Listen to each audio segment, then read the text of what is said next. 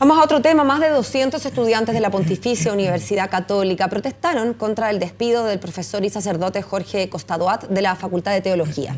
Según los alumnos, el gran canciller de la Casa de Estudios, el cardenal Ricardo Ezzati, no aclaró en realidad los motivos de esa remoción y pidieron reconsiderar la medida. Vamos a ahondar en el tema precisamente. Nos acompaña la presidenta del Centro de Estudiantes de Teología de la Católica, Carla Huerta. Gracias por estar con nosotros, Carla. Bienvenida. Gracias a ustedes por la invitación. Carla, primero, ¿cómo se enteraron ustedes de esta remoción del sacerdote Costadoat y cuál es la explicación oficial que han recibido ustedes hasta ahora y de parte de quién? La primera información la recibimos de parte de algunos estudiantes que se habían enterado, digamos, del proceso, porque todavía hasta esa fecha no habíamos tenido una información oficial. Pasaron 4 días hasta que el decano, en una reunión informativa de la facultad, convocó a los profesores y a nosotros como dirigentes estudiantiles, representantes del centro de estudiantes, para informar la situación particular del profesor. El día anterior a eso nosotros nos reunimos en una entrevista con el profesor Costadoat, donde él ahí nos comentó sus impresiones y cómo había sido informado él también. ¿Tú fuiste alumna alguna vez de Costadoat? No. Ahora, uno cuando está en la universidad conversa con todo el mundo y más o menos conoce los profesores que son difíciles, los fáciles, los que son barreros, los que, en fin, el copuchenteo universitario. ¿Alguna vez tú escuchaste, Carla, comentarios de que, oye, Costadoat es súper revolucionario o es súper transgresor? ¿Y en qué materias? En absoluto. Siempre hay rumores respecto a los profesores, los estilos, supuesto, ¿verdad? Opiniones. No solamente sobre este profesor, sino de que todo, sobre claro. todo. Y en este caso particular no. Ha sido una cuestión tan rupturista de pronto que llamara la atención o que saliera tanto de los parámetros de lo convencional, digamos, absolutamente, al menos yo no he escuchado sobre eso. ¿Y han recibido información respecto a cuál sería la falta o la transgresión que cometió el profesor Costadoat?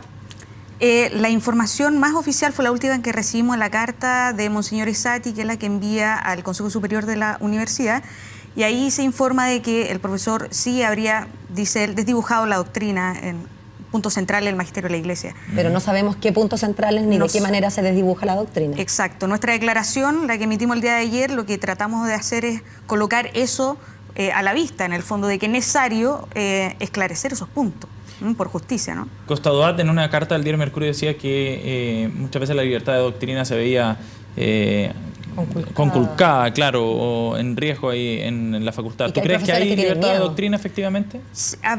El profesor hablaba de miedo. En términos generales, se sienten vigilados también, decía. Sí, yo diría que más bien no tiene que ver solo con elementos sobre la catolicidad o la doctrina o el magisterio de la Iglesia. El caso del profesor Costadoat se enmarca también en una serie de situaciones que también han ido ocurriendo en la universidad que se escapan del cuestionamiento solamente católico, ¿verdad? Por ejemplo, nosotros hace muy poco tuvimos que ver el caso del profesor Patricio Miranda, profesor de Doctrina Social de la Iglesia en la facultad, pero además él, como sociólogo, profesor de la Escuela de Trabajo Social. Y con el Centro Estudiante de Trabajo Social evaluamos ese punto. Bueno, a él se le despidió de la facultad, él siendo profesor titular. Lo despidieron por razones de la empresa, donde tampoco se expresan las razones reales o académicas, ¿verdad?, con claridad de cuáles son los motivos por los cuales a él se le desvincula. Y de hecho, él hoy día lo que hizo fue tratar de acudir al ombudsman, que es la figura que existe en la universidad como defensor universitario, que no tuvo las atribuciones tampoco para hacerse cargo del caso del profesor Patricio Miranda. Y entonces lo que él hace ahora es ir a tribunales y por medio de ya una cuestión más judicial, tener que resolver esto con la universidad. Carla, ¿hay libertad de cátedra en tu facultad? En mi facultad yo diría que sí. ¿Y entonces cómo se explican estos casos? Yo creo que hay un marco general de la universidad en donde hay visiones que se contraponen respecto de cómo debe ser la universidad.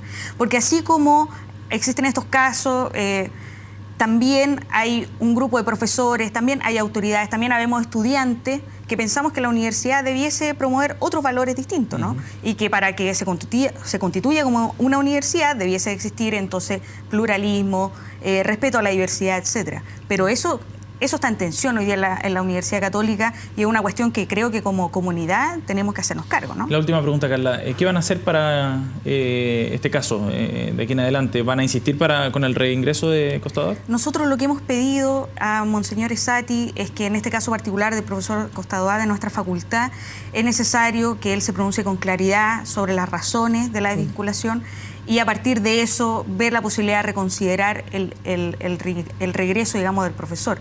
Creemos de que eso le haría bien a la comunidad, sería sano, daría una señal de que es importante dialogar y que con el diálogo se pueden resolver los conflictos al interior, ¿no? Carla, gracias por haber venido a CNN Chile, muy amable. Gracias a ustedes.